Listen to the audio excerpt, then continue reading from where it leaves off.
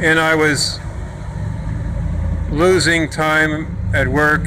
I was getting my hours cut back, and things were getting real difficult financially. And so, as is the case with me, sometimes I become angry. One of my way of responding to trials is to become angry.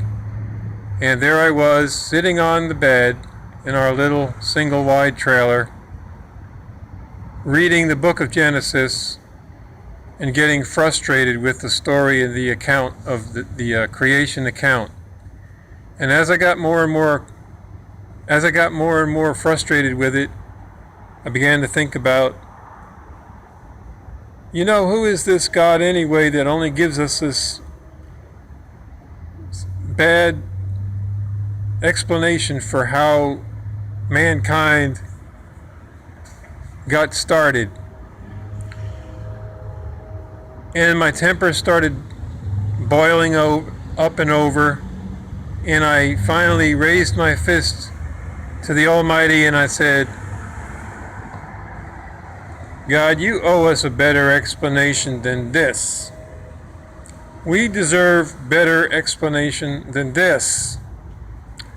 Well, here's what happened next. No sooner I got finished blaming and accusing God, I was in this other place. I was in this other place, in a place as if I was naked, as if I was jumping violently up and down for relief. And I was surrounded by an atmosphere that visually looked like gray, metallic gray, everywhere gray, gray, gray, no color whatsoever.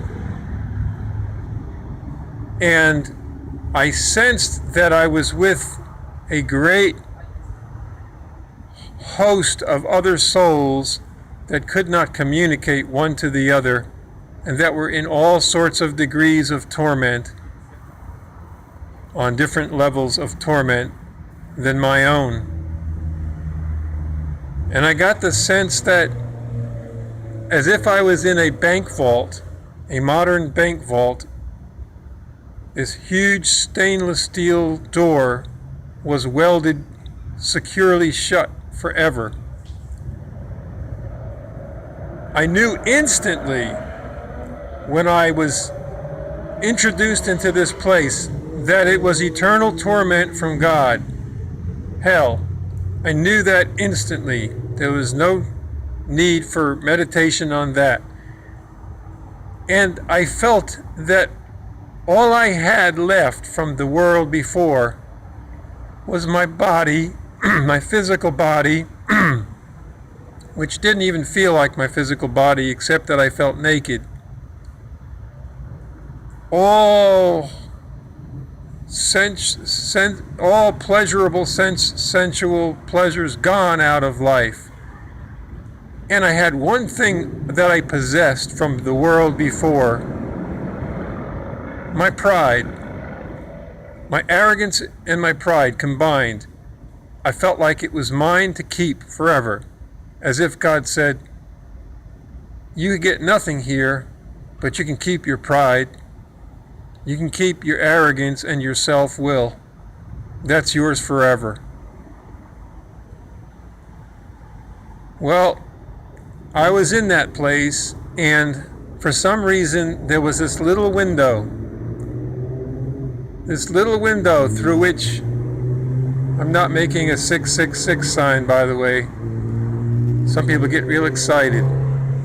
And through that window I could see the face of my wife going back and forth up and down the trailer hall while she heard me screaming in agony. I wasn't screaming for her. I wasn't screaming for God. I was screaming for anyone that was not in this place to please help me. And I could see her saying, vaguely see her saying, what's wrong, what's wrong, what's wrong? And so there I sat